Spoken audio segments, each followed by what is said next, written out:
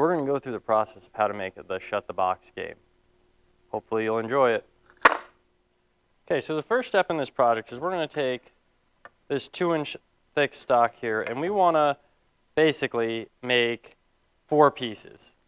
We want 2 pieces that are going to be 10.5 inches thick when we rough cut them, and then we want 2 pieces that are going to be 9.5 inches thick when we rough cut them.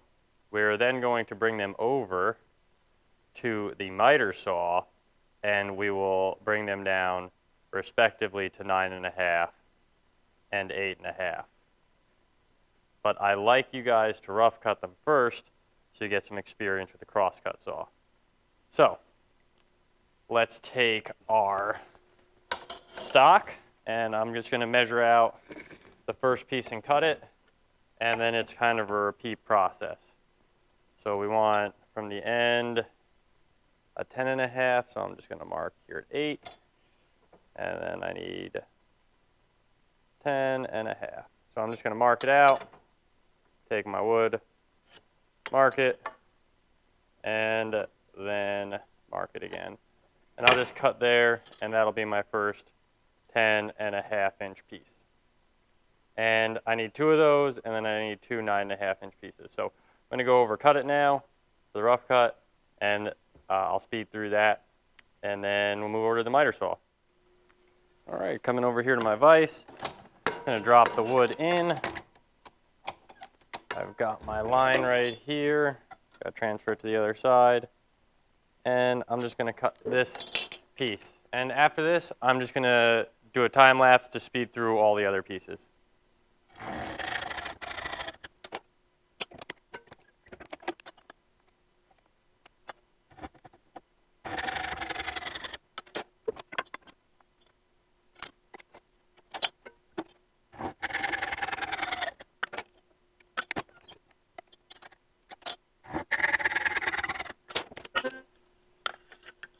All right, so I've got my 2 10.5 pieces and my 2 9.5 pieces. I'm going to go over to the miter saw, and I'm going to square up one end all at once. All right, so we're over here at the miter saw, and all I'm doing at the miter saw is I'm going to just square up one end all at once. So I'm going to hold all 4 of the pieces together. That'll ensure all the ends are together. I'm just going to come down here. I'm going to square that end up.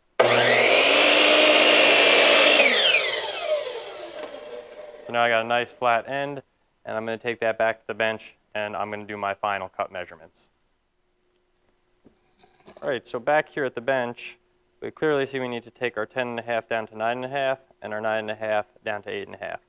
Now, if you're not doing this in the school with me, if you're doing this at home, then you could actually have skipped this whole rough cut step and went straight here. But I like you guys to get the stock to size, and then we can finish it off. So I'm just going to take right here, and I'm going to measure out. That's 8, and then I need 9.5. So 9.5 is here. So I mark out my 9.5, and I'm only actually going to do this on one of the 2 pieces. And then when I go over to the miter saw again, I'm just going to hold them together and just cut on that line. So that's my 9.5, and then I'm going to take my other pieces, and I'm going to do my 8.5. That's 8 right here, and then 9.5. All right.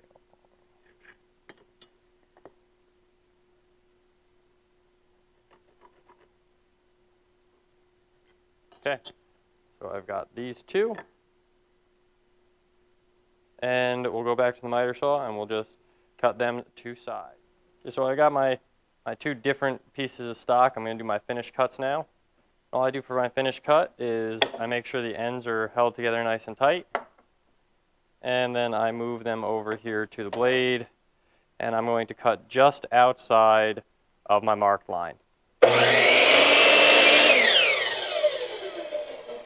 This ensures that I'm not only getting the right size, but that my pieces are flush with each other when I cut them both at once. Now in school, I will be doing this for you. If you're doing it on your own, make sure you're following all proper safety procedures. So here we go.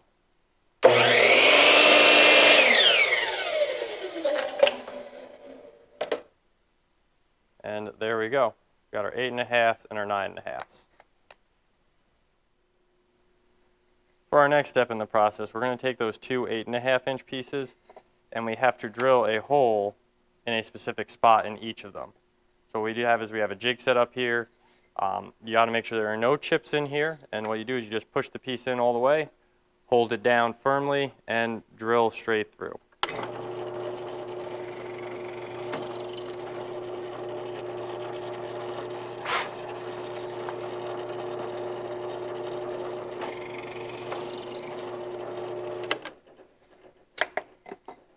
So that gives us our two holes that we should be able to, when put together, see right through. And that is the side pieces of our project. So once we have our project, we've got to lay it out before we start putting it together. So I have my two side pieces. Whichever side the hole is closer to, whichever edge, that's the bottom. So I want this edge and this edge to clearly be the bottom. Our long pieces are going to go inside of the two outer pieces, like so. Okay? So we got our two long pieces, our two short pieces. What I want to do is make sure that I know which side the nails are going in. So the nails are going in this side. I'm just going to put a mark on that side of each of them, so I know that that's the side that the nails go in. And I'm just going to lay them flat. I'm going to lightly, with the edge of my piece, just going to mark the borders to indicate the thickness of the wood. I'm going to do this on both sides. I got my mark on the side that's outside, so I know that that's going to be an outside piece. And I'm just going to quickly mark. The reason I'm doing this is to help you guys visualize where your nails need to go. Now the nails on this should be going approximately a 1/2 inch down to 3/4 of an inch down, right in the middle of this area, like that. So that's what I want you guys to do. I want you to make your mark, then your two spots for your nails on each side. And after you get all of that laid out, we'll start nailing it together. All right, so when you're ready to nail together, what I suggest you do is actually start the nails ahead of time. So I'm going to come here, I'm going to get my 1.5 inch finishing nails, and I'm just going to start them ahead of time. Try to get them nice and straight. Not in all the way, just coming in here and getting them started.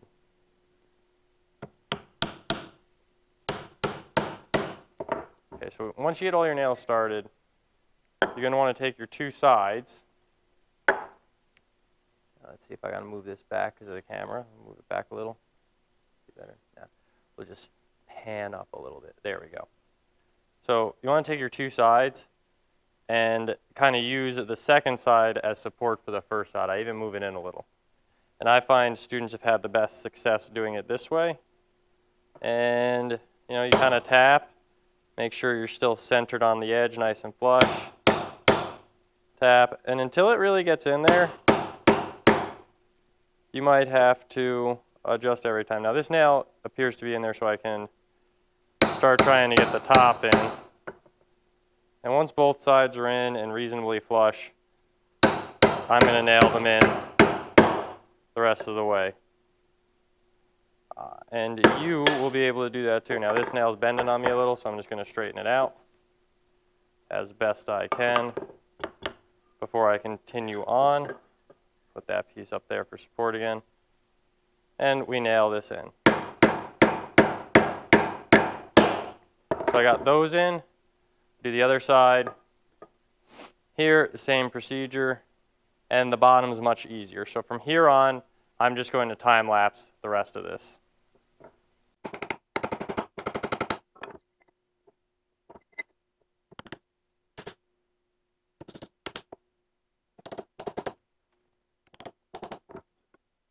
Just pausing my time lapse here for a second. You want to make sure that those holes are lining up before you nail it in. Now I was very careful, I got my marks, and that should make sure there is no issue with this. But it is very important that your holes line up. So I should be able to look through and see my hole on the other side before I nail that piece.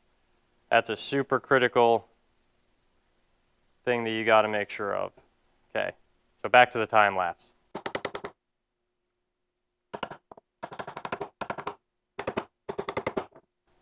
All right, once we got this all together, we can start to take a nail set right here, and we can just tap all of these nails down a little. So I just take a nail set, I put it right on top of my nail, and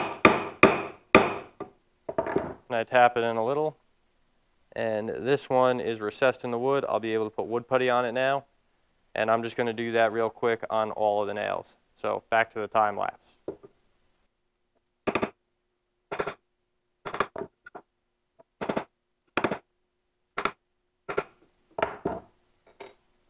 All right, so now we got our assembled box here. All the nails are recessed. I can apply wood putty later and sand the whole thing. The next step is I'm going to go get the bottom, so let's go and do that. All right, so when you're ready to put the bottom on, you're going to go get a bottom piece. And the bottom's going to go right on, and I've overcut the bottom slightly. So if you like flip it over and you look at the bottom, you'll notice we got a little bit of edge here, and that is okay. We're going to take care of that later. Basically, you put the bottom on, make sure it's covering all the edges. If it's hanging over a little, that's fine. And we are just going to nail the bottom in. To each corner first, I'm using either 3/4 inch or 1 inch brad nails. And just going to put this right in the corner. And I'm going to try not to bend the nails. So that one is going to come out. But once again, put this in, and I'm just going to probably time lapse through this. And what I want to do is I want to put one in each corner. So 1, 2, 3, 4, and then one in the middle of each side. So as I speed through that, you can watch.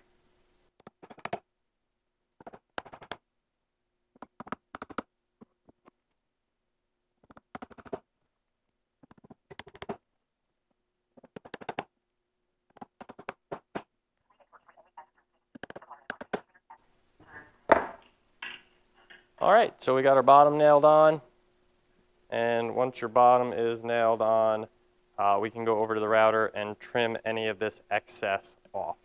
All right, we're over here at the router, and what we got on the router here is we got just a flush cut bit with a bearing on top, and we're just going to feed our work into the router and go around each side to make sure we got a nice trim bottom.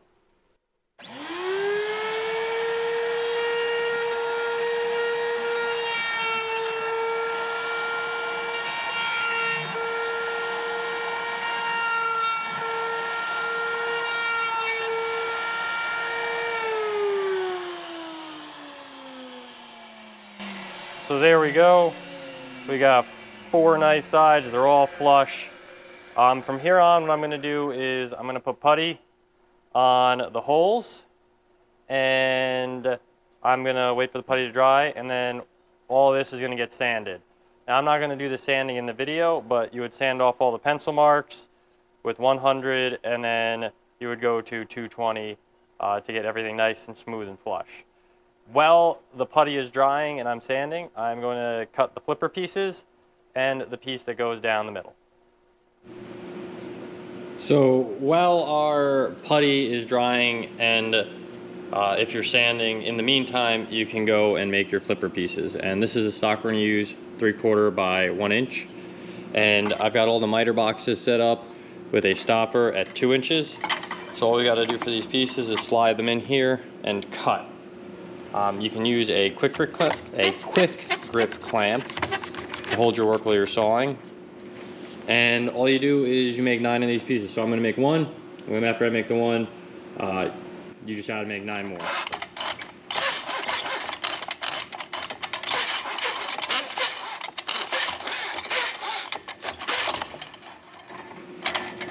So there's one.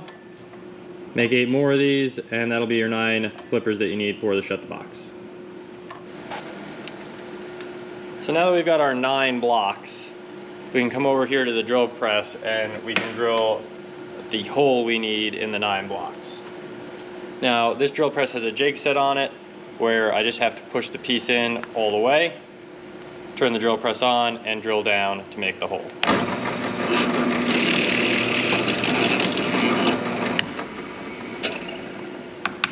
Now you just got to do that 9 times and you'll be all set. It is important that you remember with a jig like this that there are going to be chips. You want to make sure you're clearing those chips out each time, because if you do not, the block's going to end up moving further and further out every time you drill, because the chips will keep you from being to push it in all the way. So make sure you're clearing your chips out. So once you got all your pieces drilled, you can move over to the stenciling. Now you should check all your pieces out. Sometimes you'll notice the hole is over toward one side more than the other. So when we stencil, we want to make sure all of our holes are in the same place, where the one closer to one side is facing up or down. Just be consistent. Also want to make sure that this is the bottom when you stencil. So if you're stenciling, this is the bottom. So I'm going to come in, I'm going to re-stencil here, and I'm going to line my stencil up. And I'm making sure that the bottom is down and the one goes up this way away from the bottom. So you just do this for all of your blocks. You can even freehand it if you want. That is up to you. But then once you get all your blocks, we can go and start getting ready for assembly. Okay, so now that we've got all our pieces and our boxes together, the last thing we need to cut out is the piece that goes in here. So we've just got to measure out the distance between here and here, which should be 9.5. Might be slightly over that, might be slightly under. You got to go in and verify. Got to mark that with a ruler, and then we can go and cut this piece out with whichever saw you choose. I'm just going to mark it out where it needs to be cut. I'm going to go cut this, and then we're going to come back here and install it. I decided to cut it on the miter box, so that's why I'm over here.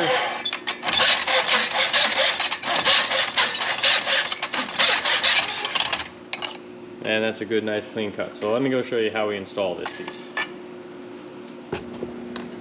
So when we're ready to install this, it's just going to go in here, and mine lays there. Not a lot of big gaps, so it's going to work. And the way I tell people to do this is take 2 of your blocks, and you can use that as your spacing. So that'll be my spacing. I'm just going to come and apply some glue here.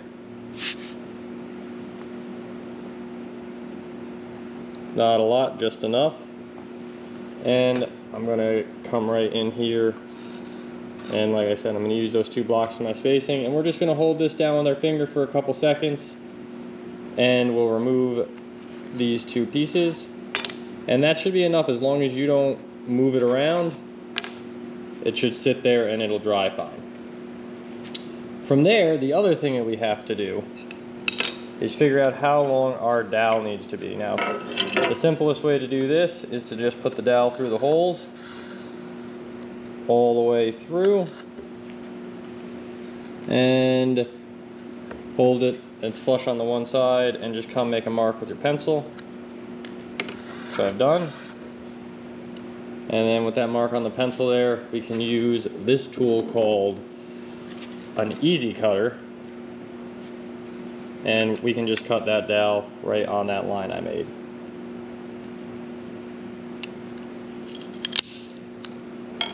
So once your dowel is cut, it's a pretty simple process to install the blocks. You start with one, you thread the dowel in a little bit at a time, like so. I'm actually going to try to walk around the camera here, not be in the way. And I just push the dowel in and continue adding all of my pieces. When I get to the other end, I'm going to push the rod through a little bit. I'm going to put glue on it. And we'll do this on both sides. We'll put the glue on. And then after we put the glue on, the project should be 100% complete. So I get it. Gotta find the spot where my dowel goes through. I'm gonna put a little glue on this side right here. And I always squeeze a little too much out. So whatever extra I squeeze out, oh, I did a pretty good job. So I'm gonna put that in. I'm actually gonna push it in slightly further than I need it to go, so I can get to the other side, right over here. I'm using my pencil to assist me. Give it a little more than it needs. I'm gonna put some glue on this side too.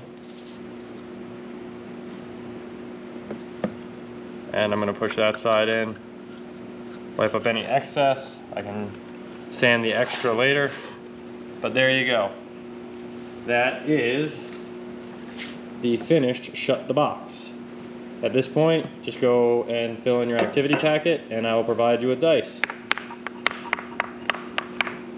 See you later.